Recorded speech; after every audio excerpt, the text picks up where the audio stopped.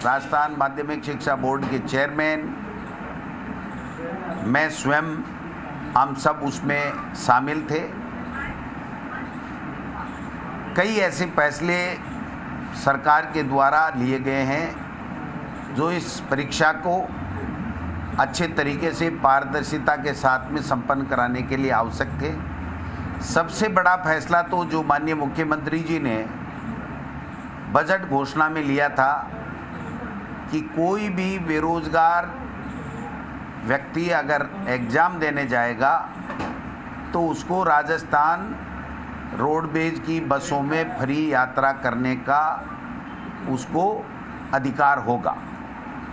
लेकिन इस रीट की एग्ज़ाम में चूँकि 15 लाख के लगभग विद्यार्थी आवागमन करेंगे, राजस्थान रोडवेज की बसें उतनी नहीं होने के बाद कल माननीय मुख्यमंत्री जी ने ये निर्णय लिया कि जितनी इन बच्चों के लिए आने जाने के लिए जितनी बसों की आवश्यकता होगी, हम उन प्राइवेट बसों का अधिग्रहण करेंगे और राजस्थान रोडवेज के साथ साथ उन तमाम प्राइवेट बसों को राज्य सरकार किराया देगी जो उन बच्चों को लाने और ले जाने के लिए आवश्यक होगा।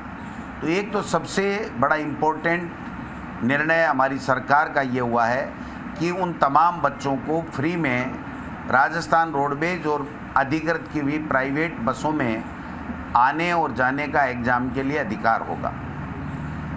दूसरा, 4000 से अधिक माध्यमिक शिक्षा बोर्ड के द्वारा सेंटर बनाए गए हैं। उनमें 10-11 जिलों में जहाँ से शिकायतें ज़्यादा मिलती रही हैं, वहाँ पर पूरे के पूरे ज़िले सीसीटीवी कैमरे की कैद में रहेंगे। जहाँ अति संवेदनशील कुछ चिन्हित किए गए हैं माध्यमिक शिक्षा बोर्ड की तरफ से, वहाँ पर भी वो कैमरे की जद में रहेंगे।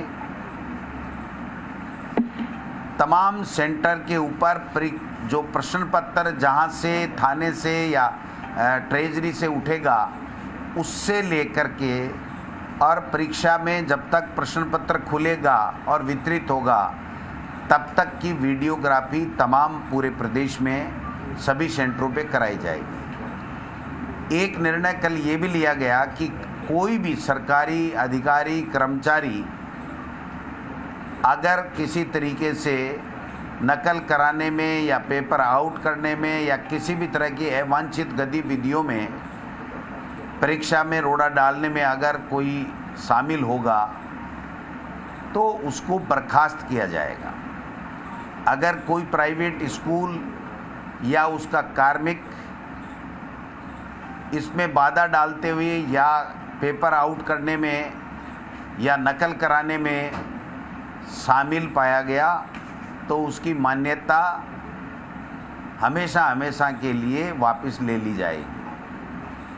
मैं समझता हूँ ये दोनों एक ऐसे निर्णय हैं जो राजस्थान में पूरे देश में पहली बार हुए हैं। पारदर्शिता पूर्वक ईमानदारी से एग्ज़ाम हो और जिन बच्चों ने मेहनत की है वो बच्चे इस एग्ज़ाम में बैठ कर के अपनी जो भी उनमें कैपेसिटी है, जो भी तैयारी की है, उसको वो पूरा कर सकें और अपना सिलेक्शन कराने के लिए जो भी उन्होंने प्रयास किए हैं वो पढ़ाई के मेहनत के वो उनके कामयाब हों, ये निर्णय किया गया है। अन्य जहाँ भी पुलिस की आवश्यकता होगी किसी भी तरीके से, उसकी भी पूरे इंतजामात किए गए हैं। मास्क के लिए भी ये फैसला किया गया है कि मास्क सेंटर के ऊपर मेज़ के ऊपर उनको मिलेगा।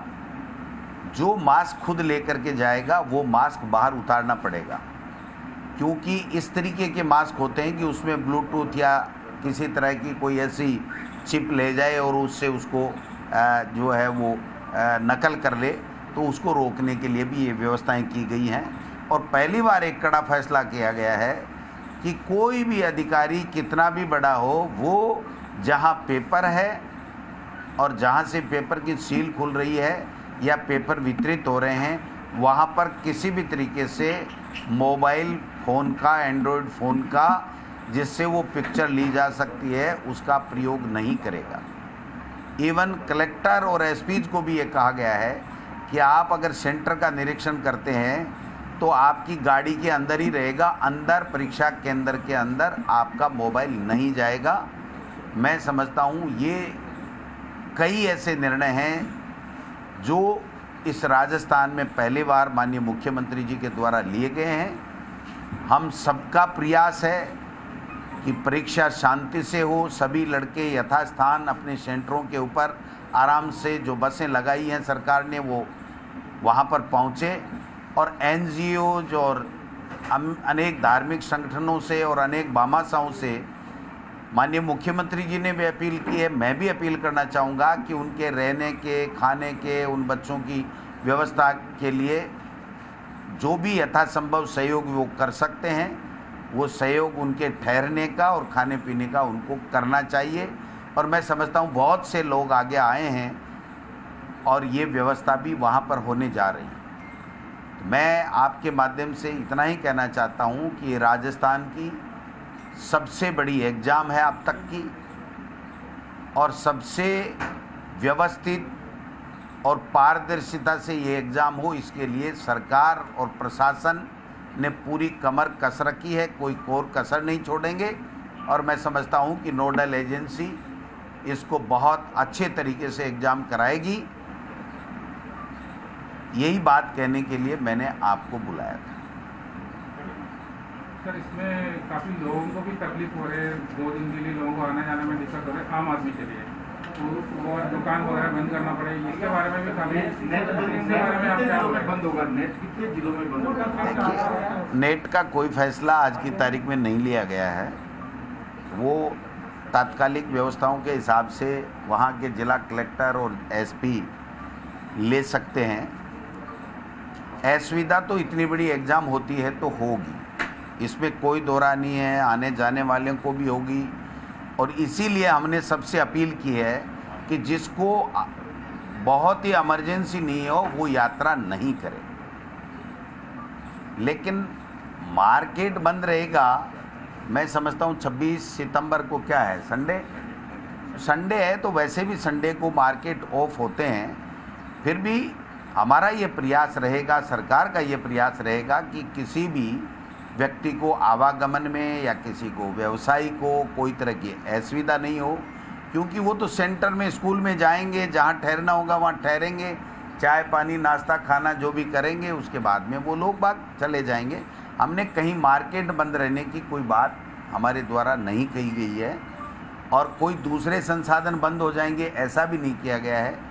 टोल के लिए भी ये कहा गया है कि उस बच्चे को वेट नहीं करना पड़े, तो रीट की एग्ज़ाम के लिए जो भी बसें जाएंगी वो टोल वाला नहीं रोकेगा, और टोल उसके लिए एक लाइन अलग से होगी, वो फ्री होगा, उसका जो भी होगा वो सरकार करेगी, लेकिन उनको वहाँ पर वेट नहीं करना पड़े, ये व्यवस्था भी हमारे द्वारा की गई। इन बसों के लिए टोल फ्री रहेगा, उसका जो भी व्यवस्था होगी या जो भी पेमेंट होगा वो सरकार करेगी, लेकिन उन बसों वालों को 1 मिनट भी वहाँ टोल पे नहीं रोका जाए, ये निर्देश भी दे दिए गए। मंत्री जी, निजी बसों के लिए निर्देश भी दे दिए गए, लेकिन अभी किसी तरह की गाइडलाइन उनके लिए जारी नहीं की गई है। देखिए, जो किराया उनका किलोमीटर के हिसाब से चुनाव में और में बनता है, उस हिसाब से हम लोग पेमेंट देंगे। और कल मुख्यमंत्री जी ने निर्देश दिए थे कि प्राइवेट वालों को भी परीक्षा के 10 दिन के अंदर अंदर इनको पेमेंट दे दिया जाए, उनको किसी तरह की कोई दिक्कत नहीं होगी। ये फाइनेंस वगैरह से सबसे बात होगी, और मुख्यमंत्री जी ने पूरे निर्देश दे दिए कि उनको कतई सोचने की ज़रूरत नहीं है, जो पैसा उनको देना होगा वो तत्काल सरकार देगी। सर, ये एग्जाम ये परीक्षा है या सरकार के लिए भी एक बड़ी परीक्षा है? निश्चित रूप से देखिए, 31,000 पदों की और 15,000 से ज़्यादा बच्चे अगर जिस एग्ज़ाम में बैठ रहे हैं, तो मैं समझता हूँ कि बहुत बड़ी एग्ज़ाम है। और हम सब के लिए ये खुशी की बात भी है कि इतने बच्चे एग्ज़ाम दे करके 31,000 बच्चे नौकरी, सरकारी नौकरी लेंगे, तो हमारे सब के लिए खुशी की बात भी है। लेकिन किसी भी इतने बड़े काम करने के लिए आदमी को मेहनत ज़्यादा करनी पड़ती है। सरकार को पूरी तरीके से मुस्तैद आप और हम सब मिलकर के सकारात्मक सोच के साथ में व्यवस्थाएं बनाएंगे और इस एग्ज़ाम को सफल बनाएंगे। सर, ये एग्ज़ाम 2 दिन में नहीं कर सकता था क्या? 2 दिन में नहीं तो फेस में नहीं कर सकता था, एक साथ करने के? अब एक किसी भी नौकरी के लिए 2 पेपर कैसे हो सकते हैं? तो ऐसे ही वाला में, ऐसे ही वाला एग्ज़ाम की मांग होती है उसके बाद में नॉर्मलाइजेशन की मांग की है उसके बाद। बिल्कुल बिल्कुल। तो कई तरह की दिक्कतें, आज तो जो चीज़ है वो उस पर बात कीजिए कि हमें एग्ज़ाम कैसे ठीक कराएं, ये आगे क्या व्यवस्था होगी, क्या प्रक्रिया होगी, क्या चेंजेज होगी, इसके बारे में आज हम कुछ भी नहीं कह सर, सकते। ये आप कह रहे हैं कि अब तक की सबसे बड़ी परीक्षा है, कोई दावा करेंगे कहीं गिनीज बुक में या कहीं ऐसे वर्ल्ड नहीं नहीं, दावा की नहीं कह रहे हैं। मेरा कहने का मतलब सबको सहयोग करना, सारी व्यवस्थाएं चुस्त दुरुस्त हों, अच्छे तरीके से वो गंतव्य स्थान पे पहुंच जाए, समय पे अपने सेंटर में प्रवेश कर ले, पारदर्शिता के साथ में वो एग्ज़ाम हो जाए, तो ये सारा सबका चैलेंज तो है ही। क्योंकि जब बड़ी परीक्षा है तो अब वो तो अलग बात है, रिकॉर्ड तो अब आप मीडिया वाले हैं, ढूंढ लीजिए कहाँ कितनी बड़ी हुई है, लेकिन इतने बच्चे एग्ज़ाम देवें और इतनी बड़ी नौकरी एक साथ मिलने की एग्ज़ाम हो तो निश्चित रूप से बड़ी एग्ज़ाम है। और हम सब के लिए चैलेंज है कि हम इसको बहुत अच्छे तरीके से करें। और माननीय मुख्यमंत्री जी ने स्वयं ने वीसी लेकर के और कल अधिकारियों को दिशा निर्देश दिए हैं, तो पूरी सरकार इसको सफल बनाने में जुटी है। लेकिन बोर्ड अध्यक्ष जी ये कह रहे हैं कि कई जो अभ्यर्थी है उन्होंने एक से ज़्यादा आवेदन किए, एक अभ्यर्थी ने 20-20, 22-22 आवेदन किए हैं, इस लिहाज से वो बात सेंसिटिव वो नोडल एजेंसी ही कुछ बता सकती है किसी भी बात के बारे में। मैं तो जो व्यवस्थाएं सरकार ने की हैं उसके बारे में, और कल माननीय मुख्यमंत्री जी ने जो मीटिंग ली थी उसमें जो दिशा निर्देश दिए थे वो आप तक बताने के लिए आपके बीच में आया। सर एक बार कैमरा पर कितने बच्चे इस परीक्षा में भाग ले रहे हैं, कितने सेंटर है, और सबसे बड़ी बात है राजस्थान के बाहर के कितने बच्चे परीक्षा ले रहे हैं? ये आपको प्रथम पारी में 12,67,539, द्वितीय पारी में 12,67,983, दोनों पारियों में 25,35,522 और परीक्षा आवेदक अभ्यर्थियों की कुल संख्या हो गई आपकी, कॉमन परीक्षार्थी हैं 9,13,503। तो परीक्षा में आपका सेंटर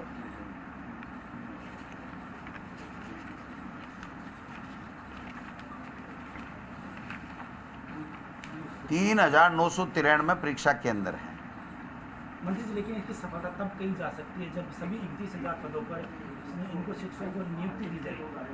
निश्चित रूप से देखिए, ये रीट का जो एग्ज़ाम है ये स्क्रीनिंग टेस्ट है, एलिजिबिलिटी टेस्ट है। एलिजिबिलिटी टेस्ट के बाद में जो विभाग के नियम हैं उसके मुताबिक जो उनका ग्रेजुएशन का या उनका हायर सेकेंडरी का L1 वालों का जो भी है उसका जो परसेंटेज निर्धारित कर रखा है उसके हिसाब से उनको सेलेक्ट किया जाएगा। ये एलिजिबिलिटी टेस्ट है, लेकिन इसके बाद में कोई एग्ज़ाम नहीं होगा उनको नौकरी के लिए। केवल उनका जो ग्रेजुएशन या जो एकेडमिक उनका जो रिजल्ट है उसको देख करके जो भी सरकारी नियम है उसके हिसाब से उनकी मेरिट लिस्ट बना करके उनको नौकरी दी जाएगी। लेकिन सर 3 साल के बाद हो रही है, 4 बार परीक्षा तिथियां टलने के बाद हो रही है, इस तरह से अगर अभ्यर्थियों को इंतजार करना पड़ा तो ये ठीक बात नहीं लगी। इस तरह से आप देखेंगे रेगुलर तरीके से अब तो फिर भी अभी भी मांग कर रहे थे, कुछ लोग तो अब भी मांग कर रहे थे कि 26 सितंबर को मत करो। और आप और हम में से ही लोग क्या करते हैं कि दो भागों में बढ़ जाते हैं, कुछ कहते हैं अभी कर दो, कुछ कहते हैं अभी नहीं करनी है। तो मैं तो आप सबसे आग्रह करूंगा कि 31,000 बच्चों को नौकरी लग रही है और बहुत अच्छे तरीके से सकारात्मक सोच के साथ में हम इनका जहां भी जिस रूप में भी सहयोग आने जाने में रहने में कर सकते हैं वो सहयोग करें, जिससे वो यथास्थान गंतव्य स्थान के ऊपर समय पे पहुंच सकें और अपनी एग्ज़ाम दे सकें। एग्जाम के बाद में जो आगे की जो प्रक्रिया है वो कितनी तेजी से काम करेगी, कितनी जल्दी वो नोडल एजेंसी के ऊपर है। नोडल एजेंसी माध्यमिक शिक्षा बोर्ड है, वो ही तय करता है कब रिजल्ट आना है, क्या आना है, जो भी उनका शेड्यूल है। इसमें सरकार का कोई हस्तक्षेप नहीं रहता है। कुछ निर्देश मंत्री जी, गाइडलाइन में पॉइंट है जिसपे सीसीटीवी कैमरा के ऊपर काले पर्दे डालने का एक है, तो उसके लिए स्पष्टीकरण भाजपा ने भी मांगा है, आप इस पर देखिए, आज सुबह मेरी निदेशक से बात हुई है कि जो भी प्राइवेट स्कूल हैं उन प्राइवेट स्कूलों में जो सीसीटीवी कैमरे लगे हुए हैं वो ऑनलाइन एजुकेशन के कारण से सीधे के सीधे जो विद्यार्थी हैं उनके अभिभावक और उनके घरों से भी एक्सेस जुड़ा हुआ है। तो अगर वो सीसीटीवी कैमरे चालू रह गए और वो पेपर जूम करके अगर उनके घरों तक चले गए तो फिर वो परीक्षा का कोई अर्थ ही नहीं रहेगा, आप समझ सकते हैं। हर बात को नेगेटिव लेने की ज़रूरत नहीं है। हमने ये विभाग को निर्देश दिए हैं, माध्यमिक शिक्षा बोर्ड को निर्देश दिए हैं कि परीक्षा पारदर्शिता के साथ में हो, किसी तरह की कोई नकल की गुंजाइश नहीं रहे। इसके लिए जो व्यवस्था उनको नोडल एजेंसी को करनी है और जिला कलेक्टर और एसपी को जो कमेटी बनाई उसको करनी है वो करें। हर चीज़ हम यहाँ से तय नहीं करते हैं, न हमने पहले तय किया न हम आज तय कर रहे हैं। लेकिन जो बात आई वो मैं आपको बता रहा हूँ कि अगर वो सीसीटीवी कैमरे जो प्राइवेट स्कूल ने लगा रखे हैं हर क्लास के रूम के अंदर, उनके सबके एक्सेस बच्चों के पास में भी हैं, क्योंकि वो ऑनलाइन उनको पढ़ाते हैं। तो आप क्या समझते हैं कि अगर इस क्लास में यहाँ सीसीटीवी कैमरा होगा और किसी ने चालू कर लिया तो पूरा का पूरा पेपर उन तक चला जाएगा, हर घर तक। तो इसकी व्यवस्था भी तो करना सरकार की ड्यूटी है। लेकिन जो करेंगे नोडल एजेंसी, जिला कलेक्टर जो कमेटी बनाई हुई है वो करेंगे। हमारा सरकार का किसी तरह का कोई हस्तक्षेप नहीं रहेगा और न ही इसमें किसी तरह की बात, गोपनीयता के साथ में, पारदर्शिता के साथ में कैसे एग्जाम हो जिससे किसी तरह की नकल आदि नहीं हो सके, इस बात की पुख्ता व्यवस्था करने के लिए हमारे द्वारा निर्देश दिए गए। इंटरनेट बंदी को लेकर अभी तक किसी तरह का थैंक यू, धन्यवाद।